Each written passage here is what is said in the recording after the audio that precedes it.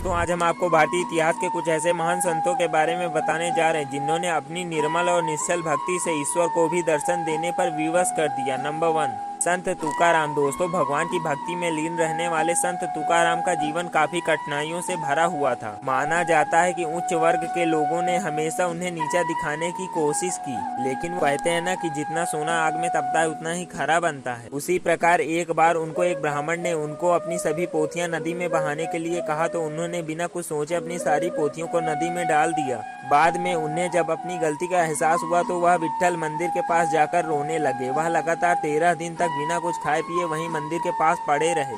बताया जाता है कि उनके इस तप को देखकर भगवान 14वें दिन खुद प्रकट हो गए थे और उन्हें आशीर्वाद देते हुए उन्हें उनकी पोथियां सौंपी थी। नंबर 2, स्वामी रामकृष्ण परमहंस। दोस्तों ये भारत के एक महान संत थे। इनकी महानता इसी बात से छलकती है कि वे सदैव सभी धर्मों की एकता और अखंडता पर जोर दिया करते थे। बचपन से ही उनके मन में भगवान के लिए अटूट श्रद्धा थी। उन्हें विश्वास था कि भगवान उन्हें एक न एक दिन जरूर दर्शन देंगे। ईश्वर को प्राप्त करने के लिए उन्होंने काफी कठिन साधना और भक्ति का जीवन बिताया था। उनके फल स्वरूप माँ काली ने उन्हें साक्षात दर्शन दिए थे।